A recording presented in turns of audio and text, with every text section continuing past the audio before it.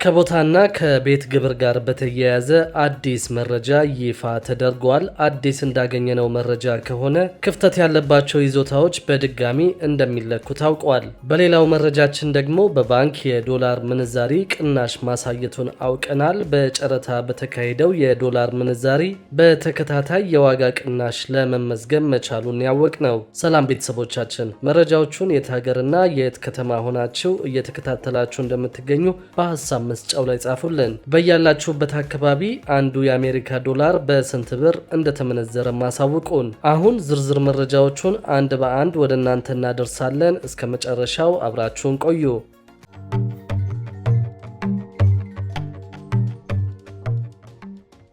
ከቦታና ከቤት ግብር ጋር በተያያዘ አዲስ መረጃ ሰምተናል። እንዳገኘነው መረጃ ከሆነ ክፍተት ያለባቸው ይዞታዎች በድጋሚ እንደሚለኩ ታውቋል። የአዲስ አበባ ከተማ አስተዳደር ገቢዎች ቢሮ የቦታና የቤት ግብር የመክፈያ ጊዜ መጠናቀቁንና ነዋሪዎች በቅጣት መክፈል እንዳለባቸው ማሳሰቢያ ሰጥቷል። ቢሮው መረጃዎችን በማጥራት ከዚህ በፊት ተለክተው ክፍተት ያለባቸውን ይዞታዎች በድጋሚ የመለካትና ከዚህ በፊት ያልተካተቱትን ደግሞ ልክ በመስራት ወደ ግብር ስርዓት እያስገባ መሆኑን ገልጾ በቦታና በቤት ግብር አዋጅ መሰረት ማንኛውም ባለይዞታ የቤትና የቦታ ግብር እንዲከፍል ይገደዳል ሲል አስታውቋል። በአዲስ አበባ ከተማ አስተዳደር ፋይናንስ ቢሮ በቅርቡ በተደረገ የክፍያ ማሻሻያ መሰረት ግብሩ እየተሰበሰበ መሆኑን በቢሮ የግብር አወሳሰን ድጋፍ ክትትል ቡድን መሪ አስተባባሪ አቶ ሀይሩ ሁሴን ተናግረው በአዋጁ በተቀመጠው መሰረት የቦታና የቤት ግብር የመክፈያ ጊዜ በበጀት ዓመቱ እስከ የካቲት 30 ቀን የሚከናወን መሆኑን ጠቅሰው የይዞታ ባለቤቶች ከዚህ በኋላ መጣው መክፈል የሚፈልጉ ከሆነ ግን መክፈል የሚችሉት በቅጣት ብቻ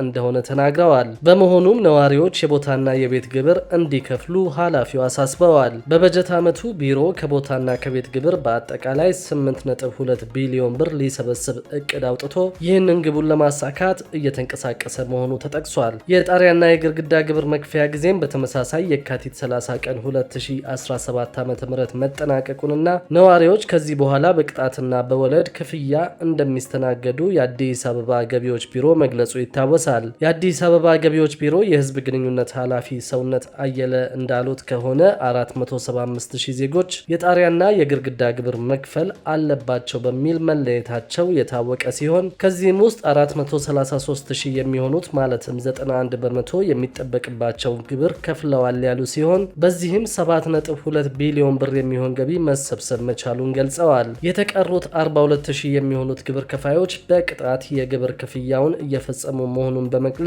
ቀን በጨመረ ቁጥር የወለድ ክፍያው እየጨመረ እንደሚሄድ ማስጠንቀቂያ ሰጠዋል። መንግስት በዚህ በኩል ቀኑ አልፏል በሚል ማስጠንቀቂያ እየሰጠ ቢሆንም የጣሪያና የግድግዳ ግብርን በተመለከተ በርካቶች ዘንድ ቅሬታ ፈጥሮ የቆየ መሆኑ ይታወቃል። እናት ፓርቲ ጉዳዩን ወደ ፍርድ ቤት ወስዶ ፍርድ ቤት መጀመሪያ ላይ አግዶት የነበረ ቢሆንም የአዲስ አበባ ከተማ አስተዳደር ግን ኃላፊነቱ ስላለብኝ ግብሩን እሰበስባለሁ በሚል ግብሩን እየሰበሰበ እንደሚገኝ ይታወቃል። በሌላ በኩል ደግሞ በባንክ የዶላር ምንዛሪ ቅናሽ ማሳየቱን አውቀናል። በጨረታ በተካሄደው የዶላር ምንዛሪ በተከታታይ የዋጋ ቅናሽ ለመመዝገብ ችሏል። የኢትዮጵያ ብሔራዊ ባንክ በዛሬው ዕለት ባካሄደው የ70 ሚሊዮን ዶላር የውጭ ምንዛሪ ጨረታ አንዱ የአሜሪካ ዶላር 131 ብር ከ49 ሳንቲም መሸጡን ይፋ አድርጓል። ባንኩ በውጭ ምንዛሪ ጨረታው በአጠቃላይ 26 ባንኮች የውጭ ምንዛሪ ድልድል ተጠቃሚ መሆናቸውን ይፋ አድርጎ በዚህም 96 በመቶ የሚሆኑትን የባንኮች የውጭ ምንዛሪ ፍላጎት ወይም ጥያቄ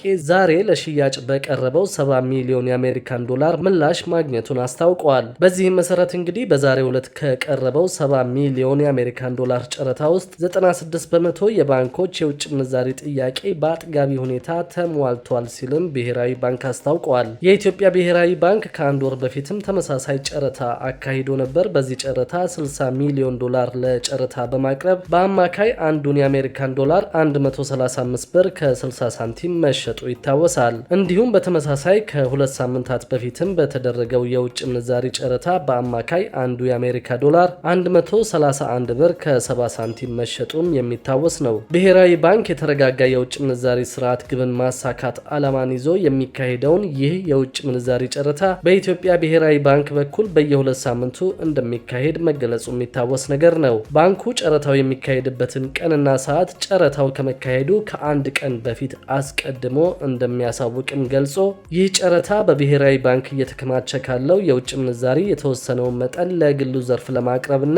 የባንኩን የገንዘብ ፖሊሲ ዓላማ ለማሳካት እንደሚረዳው ገልጿል። ከዚህ በተጨማሪም እንግዲህ ጨረታው የውጭ ምንዛሪ ገበያን ለማረጋጋትና የኢኮኖሚ ሪፎርም ከተጀመረ ወዲህ መሻሻል እያሳየ የመጣውን የውጭ ምንዛሪ ክፍያ ሚዛን በይበልጥ ለማጠናከር እንደሚያግዘው ባንኩ ማስታወቁ የሚታወስ ነገር ነው። በሌላ በኩል ደግሞ ከ260 በላይ የውጭ ባለሀብቶች በተፈቀዱ ዘርፎች ለመሰማራት ፍላጎት ማሳየታቸው ታውቋል። የማክሮ ኢኮኖሚ ሪፎርሙን ተከትሎ ከ260 በላይ የውጭ ባለሀብቶች በተፈቀዱ ዘርፎች ለመሰማራት ፍላጎት ማሳየታቸውን የኢትዮጵያ ኢንቨስትመንት ኮሚሽን አስታውቆ ባለፉት 9 ወራት የኢንቨስትመንት ከባቢ ሁኔታን ከማሻሻል አዳዲስ ኢንቨስተሮችን ከመሳብና ቀልጣፋ አገልግሎት ከመስጠት አንጻር አመርቂ ውጤቶች መመዝገባቸውንም የኢንቨስትመንት ኮሚሽኑ አስታውቋል። የማክሮ ኢኮኖሚ ማሻሻያን ተከትሎ ለውጭ ባለሀብቶች በተፈቀዱ የወጪ፣ የገቢ፣ የጅምላና የችርቻሮ ንግድ ስራዎች ከ260 በላይ ባለሀብቶች በዘርፉ ለመሳተፍ ፍላጎት እንዳሳዩ ሪፖርቱ አመልክቶ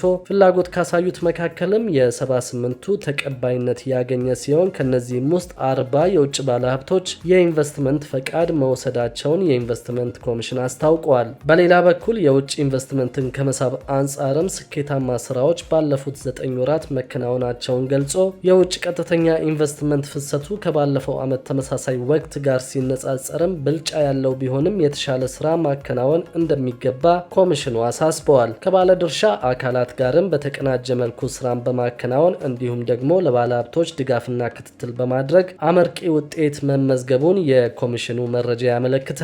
በሌላው መረጃችን ደግሞ ከቤት ግንባታ ጋር በተያያዘ መንግስት አዳዲስ ቴክኖሎጂዎችን ይፋ ማድረግ መጀመሩን ሰምተናል። በዚህም መሰረት የመኖሪያ ቪላ ቤቶችን በአንድ ቀን መገንባት የሚያስችል ቴክኖሎጂ ወደ ሀገር ውስጥ እንዲገባ ከስምምነት መደረሱን ሰምተናል። የፌዴራል ቤቶች ኮርፖሬሽን የ3D ኮንስትራክሽን ቴክኖሎጂን ወደ ሀገር ውስጥ ለማስገባት ከኦስትሪያው ባውምቲ ግሩፕ ጋር መስማማቱ የተገለጸ ሲሆን የኮርፖሬሽኑ ዋና ስራ አስፈጻሚ አቶ ረሻድ ከማል በኦስትሪያ ዎፊንግ ከተማ ከግንባታ ቴክኖሎጂ አቅራቢው ኩባንያ ከፍተኛ የስራ ኃላፊዎች ጋር የ3D የኮንስትራክሽን ፕሪንትን ኮርፖሬሽኑ ተግባራዊ ለማድረግ በሚችልባቸው ጉዳዮች ላይ ምክክር ማድረጋቸው ታውቋል። ኮርፖሬሽኑ ከዚህ በፊት የአሉሚኒየም ፍሬምወርክ የግንባታ ቴክኖሎጂን ከኦቪድ ጋር በመሆን ከኮሪያ በማስመጣት በስፋት ጥቅም ላይ እያዋለ ሲሆን የፕሪካስት የግንባታ ቴክኖሎጂን ከዋንኮ ኢታሊ ኩባንያ ጋር በመሆን ተግባራዊ ለማድረግ እየሰራ መሆኑንም ከኮርፖሬሽኑ